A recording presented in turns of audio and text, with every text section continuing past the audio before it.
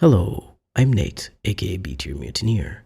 I make guides and discussion videos about games I like, particularly RPGs. Today I'm going to rank the 4 romances in Dragon Age Origins, my favorite game of all time, similarly to how I ranked the DAO companions before.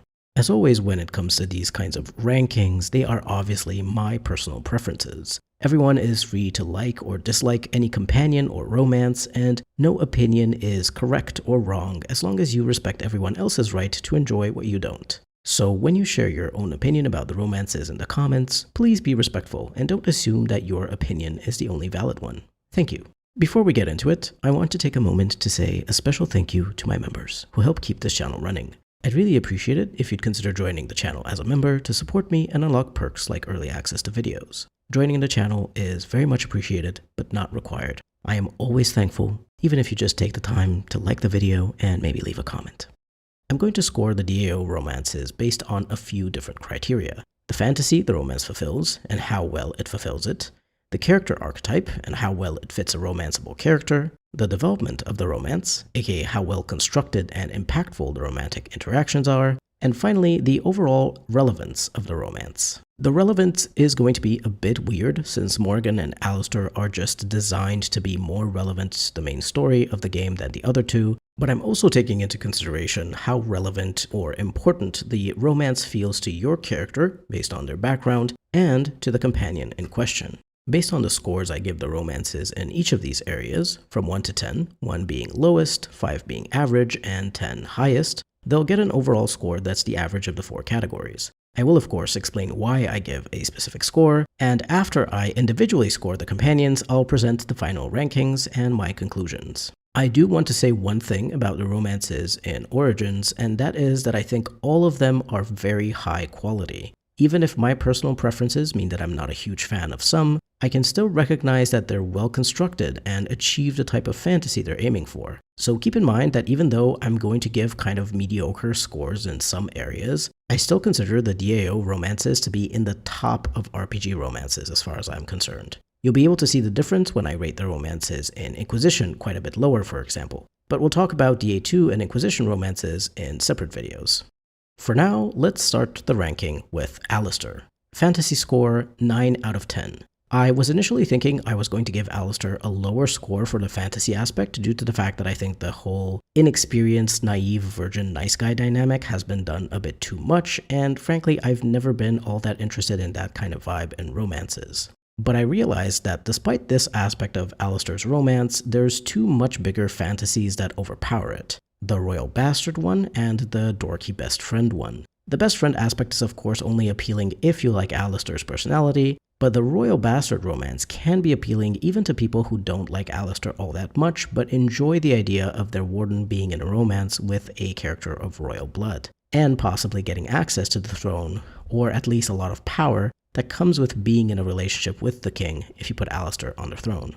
And especially with Alistair's naivety, I could totally see a human noble warden, or even a dwarf noble one, expertly manipulating him because they want the power and influence that was taken away from them, and this is an easy way to get it. So the types of fantasies or stories that can be achieved through Alistair's romance are far more numerous and interesting than I first assumed. Character archetype score 7 out of 10. Here is where I do have to dock a few points for the naive, inexperienced virgin aspect of Alistair. I don't necessarily think that it suits him to be that much of a prude or that much of an idiot when it comes to people doing things for their personal gain. In his backstory, he has already experienced being pushed out of Eamon's estate once Isolde entered the picture. He has already experienced how even within the Chantry, things weren't quite so virtuous or nice as they may have initially seemed. Hell, he even knows about the lyrium addiction of Templars and how it slowly whittles away their mind, and he shrugs about it in a, well, what can you do way when you talk to him about it. He had been in the Wardens for 6 months before you were recruited, and I refuse to believe that he doesn't know about the terrible things many Wardens did before they were recruited, and also afterwards. And yet, even with all of this, he reveres the Grey Wardens as if they're the Maker's gifts on Thedas, and as if they're supposed to be paragons of virtue, when in reality, they just do what's needed to defeat the Darkspawn and often come from criminal or outsider backgrounds with all the baggage that such a background entails. Anyway, not here to go that deep into Alistair's character, but what I mean to say is that this naive and inexperienced nice guy archetype clashes with the royal bastard archetype and with Alistair's life experience in general, which is why I think it overall brings down how effective his archetypes are as part of the romance.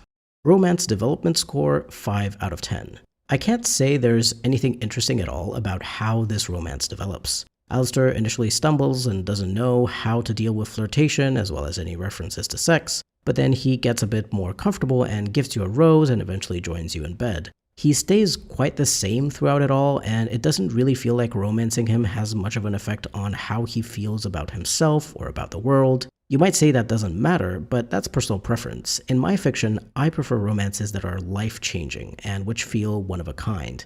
Alistair's romance unfortunately feels very cookie-cutter, if done normally, and my tastes aren't that basic. If Alistair realized he was bisexual when a guy warden flirts with him, the shy stumbling around would make a lot more sense and offer a nice romance dynamic and development to players who want a softer kind of romance for their guy wardens with another man. But alas, without mods, Alistair is unfortunately straight, so I had to score him based on his vanilla self.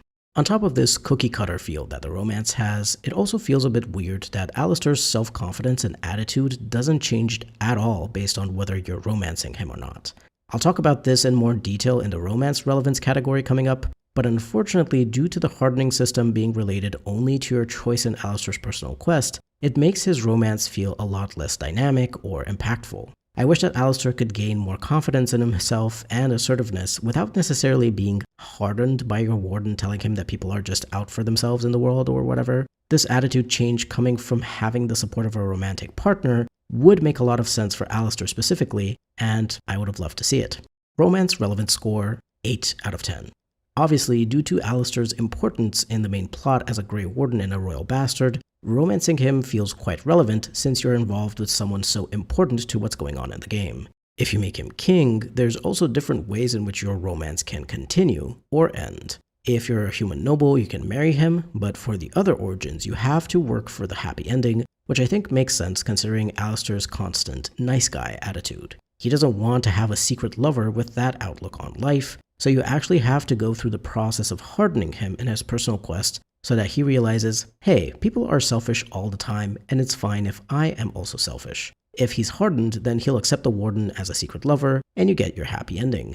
I think it's nice to have the option to roleplay, and maybe make the choice not to harden him during his personal quest, in which case your warden gets an unhappy ending to their romance. And you can also get a tragic ending if either your warden or Alistair sacrifice themselves to kill the archdemon. But these bad endings just add to the overall feeling of depth the romance has, and offer players the option for a bad ending if that's something they enjoy in their romances. The reason I docked 2 points is because despite Alistair's relevance to the plot, your romance with him doesn't really feel like it matters. As I said in the romance development section, Alistair doesn't seem all that affected by being in a relationship with a warden. And contrasted with Alistair's huge importance in the main plot, it's a disappointment to realize that you could just as well be best friends with Alistair since neither type of relationship changes anything about him. You can harden him no matter your relationship type or his closeness to your character, and that's really the only thing that changes him. Whereas we'll see that with the other romances, there's some character details that make the romance feel more meaningful to the character being romanced. Overall score 7.2 out of 10. Alistair's romance is solid, but his character archetypes and the romance development really bring down the experience for me. If you watched my companion rankings, you'll know I find his man-child attitude very grating. I think genuinely the only time I didn't find him annoying was during my first playthrough, when I was 13 years old. I didn't think he was amazing or anything, but at least I thought he was fine. But Alistair's immaturity got more annoying as I got older, especially as I realized how morally gray things actually were, and how Alistair's whining about difficult decisions meant he didn't really understand the gravity of the situations you have to deal with throughout the game. Anyway, I've talked more than enough about Alistair's romance, so let's move on to Leliana. Fantasy score 10 out of 10. I actually surprised myself giving Leliana a perfect score for the fantasy of her romance, but I realized she provides way more flavors of fantasy than all the other romanceable companions. First of all, due to the basic fact that her romance is available to wardens of any gender. But more importantly, Leliana also has more depth to her character, at least depth that's actually explored and highlighted in the game. She has a lot more going on in her backstory, and she has two conflicting sides of her which are fighting for dominance over her moral compass. the kind and optimistic side, and the cunning and ruthless side. Of course, Leliana isn't just one or the other, but these two sides are powerful in terms of the fantasy of the romance and offer very different vibes. You can look at her romance from either of these points of view in a more extreme way, or see Leliana as a combination of both, and get a more balanced and mature tone in the emotional sense.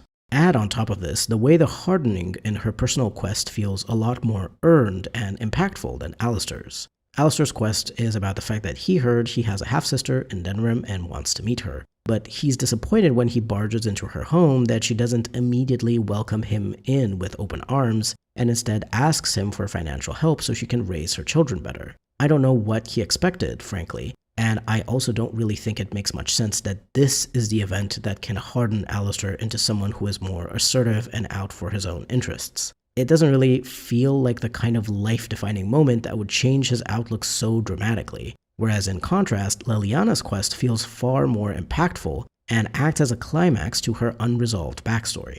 Leliana comes face to face with her ex-mentor, lover, and manipulator, Marjolaine, the person she trusted the most who ended up betraying her and abandoning her, throwing Leliana to the wolves as a scapegoat so Marjolaine herself could escape.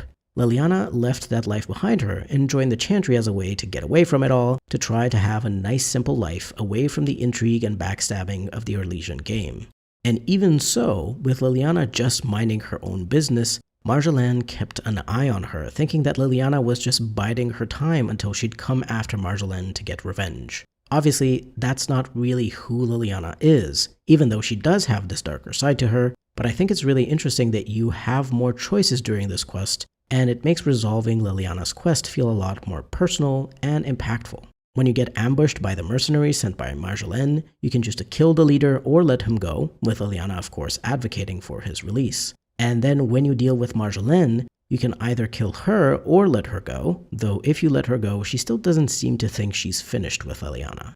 And furthermore, after this whole endeavor, you get to talk to Leliana back at camp and make the final choice of whether to harden her or not. Whether you want to push her more towards the ruthless, cunning, morally gray bard ways that she once wore off, or you want to keep her more kind and optimistic, mostly aligned with the standard good morality. When I lay all of this down like this, it seems to me like Alistair's personal quest was incomplete, rushed, or like they didn't think they needed to implement something more interesting or deeper for him since he was already an important character in the main story. But it's very clear to me that there's no contest between their personal quests. Leliana's is just the best. After all, we even got a DLC exploring the story she tells us about Marjolaine, and that DLC is really well done, with an amazing soundtrack too.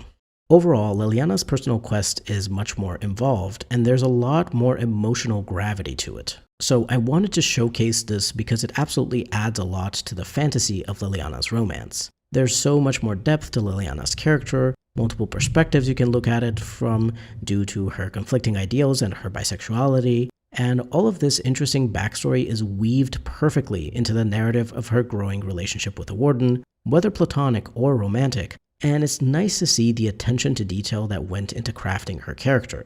I don't think I looked at her deeply enough when I made the DAO companion rankings, though of course I was also swayed by the tone of a lot of her comments earlier in the game, which tend to stick with you a lot more, and those are the more annoying, morally preachy type and a little bit too cheery. Of course, that's a bit of a mask for Leliana. She's not really that naive about the world in the way that Alistair is, but she wants really badly to believe that people can be good so that she doesn't spiral into the darkness after everything she experienced with Marjolaine. I also love the fact that the writers, Cheryl Chi especially, I assume since she was the one who wrote Leliana, developed Leliana's character further in Inquisition, where she continues to struggle with her two conflicting sides after having been drawn back into the shadows due to her job as the left hand of the Divine. I love to see that through line, and it's really cool that despite the fact that Leliana may have chosen a side as the dominant one in Origins, that doesn't mean the conflict is over. She continuously struggles with who she is and how she sees the world,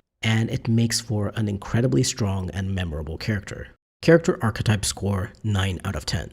Even if I'm not necessarily the biggest fan of the soft, optimistic character, I do like the cunning, seductive spy side of Leliana, but both of these archetypes are elevated by the fact that they are combined into one character who is more than the sum of her parts. Frankly, out of all the romanceable characters in Origins, and probably the entire trilogy, Leliana has the best archetype for a romance because of this strengthened effect of two conflicting sides. So even though I personally prefer Morrigan, I have to score Leliana higher for what she offers as a character in a romance. Romance development score 6 out of 10. I'm realizing that this is where Leliana falls a bit off, and this may actually be the reason why I don't like her romance as much as Morrigan's. The initial bit of Leliana's romance is nice. You get to flirt with her, and she tries to flirt with you in a quite subtle way, and it can get funny if you act oblivious. And then you find out about her backstory and resolve her personal quest, but that's kind of where it stops. Once you finish Leliana's personal quest, the romance is at a standstill, and you can't necessarily see more ways for it to develop. Of course, if we took into consideration a romance Leliana in Inquisition, having to be so far away from her loved one while the world is on fire, that gets much more interesting. But just in the context of Origins, there's not really much else that can develop any further between the Warden and Leliana. I'm giving her an extra point compared to Alistair's because you can take into consideration Leliana's relationship trauma based on Marjolaine's manipulation and betrayal. So there's this aspect of a developing relationship with her that you can imagine is an important part which can cause various conflicts or issues as the relationship progresses. It's not really talked about or shown, Leliana having trust issues or fears related to having another person that she leans on again, but I do think that the seed of this is in there due to the deep exploration of her backstory. So this healing from trauma aspect adds a little something that can make the romance feel like it has more depth and more space to develop. Romance relevance score 5 out of 10. Yeah, these last two categories really fall off for Leliana. Unfortunately, she's not relevant at all to the main plot, and there isn't very much about the Warden's personal story that she can add to as a romance option to be considered impactful. Of course, you have certain details that you could focus on based on your Warden's origin and how the events of their origin affected them, but even then, I can't give Leliana too many points for that. The only situation I can imagine where Leliana's romance might be an interesting and positive development based on the Warden's previous life experiences would be a Warden who grew up in a rough environment or who had a negative experience related to betrayal. A Warden who was betrayed by someone they knew and trusted can empathize with Leliana during her personal quest and grow to have kinship with her based on their shared trauma. Or a Warden who grew up in a rough environment could really benefit from the optimism, kindness, and softness that Leliana can bring, which can be life-changing to someone who hasn't known softness before. So due to Leliana's romance having special relevance only to Wardens of certain origins, and only if you're role-playing them in a way that allows Leliana to be relevant, I can only give her a 5 for her romance relevance. I'm not saying her romance relevance is average, it's just too situational. Overall score 7.5 out of 10. I think that other than Morrigan's romance, which I'm personally super biased towards, and which has some special aspects of it that do make the romance overall more impactful, Leliana's is objectively really well done, extremely well constructed. Moving on to Morrigan. Fantasy score 10 out of 10. I was originally going to give her a 9 out of 10 because compared to Leliana, the fantasy of Morrigan's romance isn't as varied, mainly due to Morrigan's very strong personality, which can feel more one-note than Leliana's struggle between light and darkness. On top of that, Morrigan is only a straight romance option, which limits the flavor of her romance, and is also something I absolutely disagree with. Morrigan was raised by Flemeth to be free and open to many new experiences, but then she draws the line at being in a romantic or sexual relationship with a woman. While you could argue that Alistair has been more sheltered in general due to growing up in a nobleman's castle and then in the Chantry, and thus he'd probably be a lot less open to the idea of something unconventional, the same thing just doesn't apply to Morrigan. However, the fantasy of Morrigan's romance is that you get to show someone who has grown up with a harsh, survivalist mindset that life can be about more than just surviving, and having feelings and letting yourself feel them isn't a weakness, it's just part of life. Other people have described such a romance as taming the shrew or melting the Ice Queen's heart, but I find these ways of phrasing it to be disgusting because they imply that the relationship is little more than a conquest, a victory of domination over the will of another. Morrigan's romance really doesn't feel that way. In no uncertain terms, she will disapprove if you ask her whether love has any place in your relationship with her. And yet, if your Warden keeps showing that they love her, if they have the patience to let her explore this new relationship type that isn't just a one-night stand, Morrigan comes to understand what love is and realizes she's fallen in love too, and that maybe love isn't such a terrible thing. What I love the most about Morrigan's romance is that unlike all the other romances in Origins, this romance story isn't really about your character or how attractive they are to the love interest. This is Morrigan's story about how she discovers and experiences love for the first time, about how Morrigan escapes Flemeth's clutches and finds freedom in the thing she expected the least. Don't get me wrong, the other romances are well done, but they do still feel a bit like you're the one in the driving seat and you're that special person that others will fawn over. Whereas with Morrigan, while she can relatively quickly state her attraction towards your character, attraction doesn't mean anything to her other than something which is used as a tool to manipulate others or for some quick stress relief. While love is something that she thinks of as terrible, a weakness that can be exploited by others. So this is what makes her romance so compelling, the fact that it's actually a story arc focused on her, which just so happens to have your character as a catalyst. I think more romances in games should try to do something like this, because it feels far more powerful for the romance to be so nicely intertwined with a character and their own development within the game story. Character archetype score, 8 out of 10. I think this is where I'll dock a couple of points from Morrigan, because the Ice Queen kind of archetype can be off-putting for some people. I personally love it, but I also know people who hate it. I do think that Morrigan's character is far more complex than a basic Ice Queen type though. She's supposed to be an outsider to regular human society who doesn't really understand a lot of the social nuances and norms. Incidentally, she also happens to read very much as neurodivergent, mainly autistic, which appeals to me as she's very relatable for someone like me who is autistic and has ADHD. It obviously wasn't done on purpose, but then again, I find that most of the time I relate far more to characters who weren't specifically designed to be relatable to me. And well, David Gator does have ADHD and he wrote Morrigan, so I'm kidding. But only a little bit, because I've absolutely noticed in my own writing that it's basically impossible for me to write a completely neurotypical character. Like, I just don't understand how neurotypical people think, and thus I can't write them.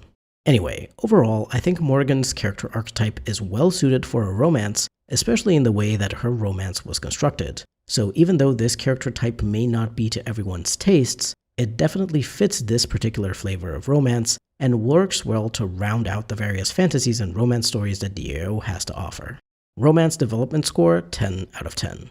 Yes, I know, I'm biased, but I already talked about how Morrigan's romance develops and how it feels like her own personal story arc, rather than a capital R romance, which can feel forced and artificial. I can't give this any less than a 10 simply because it's the only romance that actually affects the life and perspective on life that the romanced character has. Morrigan is the only one who is genuinely deeply moved to change as a person due to her and the Warden being in love. And it feels so different to talk to a romance versus a non-romance Morrigan in Inquisition later on, especially a romance Morrigan who of course has Kieran, whether or not he is the old god baby, versus a non-romance Morrigan who also didn't go through the dark ritual and thus doesn't have a child. Morrigan of course is more mature by the time the events of Inquisition occur, but there is actually still a huge difference between her romanced and not romanced, and her as a mother or not. Hell, Morrigan's romance seems to have been powerful enough that BioWare made the entire Witch Hunt DLC.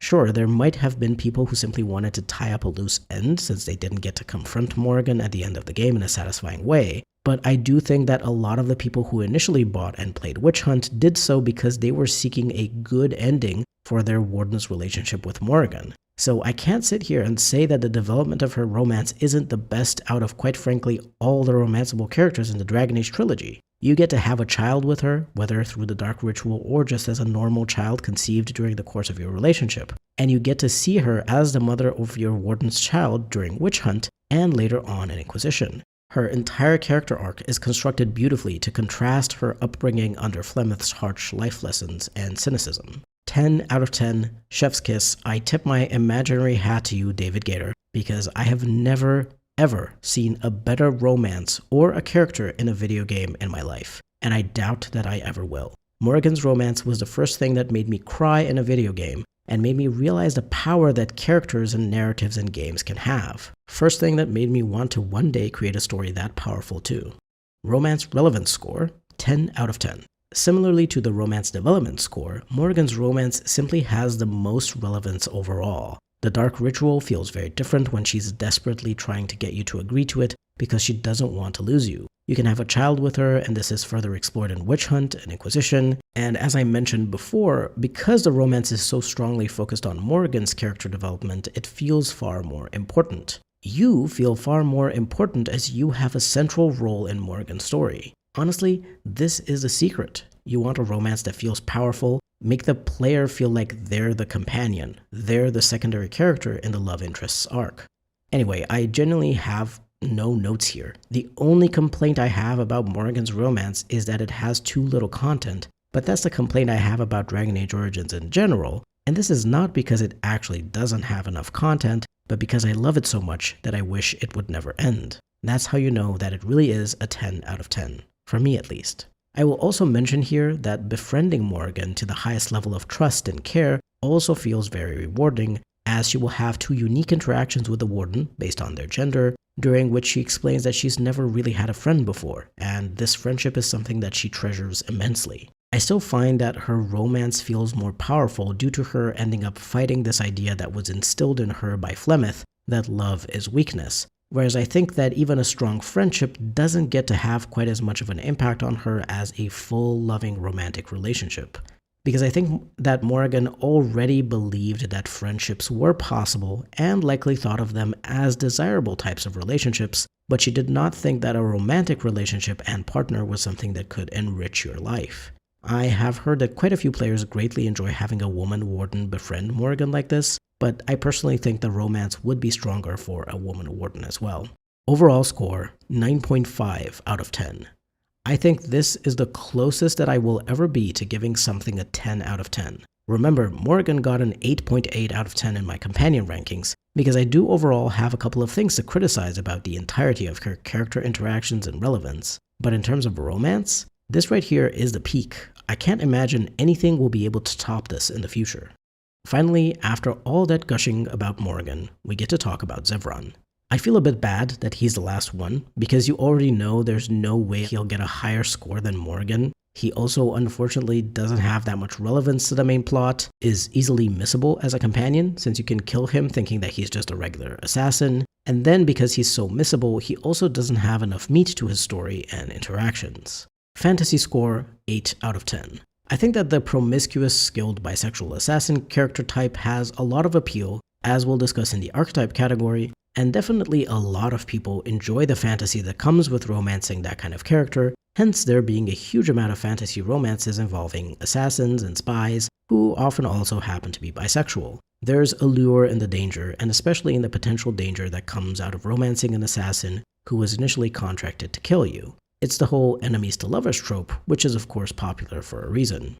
But I can't say that the trope is done well because the enemies to lovers arc is just not present at all. Zevran, after he fails to assassinate you, immediately jumps ship and offers to join your party. And while he can betray you if he has low approval towards the end of the game when his fellow assassin Taliesin ambushes you in Denerim, there isn't any other aspect of enemies to lovers that makes it into the Warden's growing relationship with Zevran. There's usually supposed to be animosity, only working together because they're forced to, trying to one-up each other, prove the other wrong, snipe at each other, and so on. Zevran is just too carefree to have that kind of relationship with someone, so even though his character archetype and story setup promises this kind of flavor of romance, there's not really any of that to be had. The only aspects of promiscuous skilled bisexual assassin that are relevant to Zevran's romance are the promiscuous skilled and bisexual bits. He is good with his hands, in more ways than one, haha,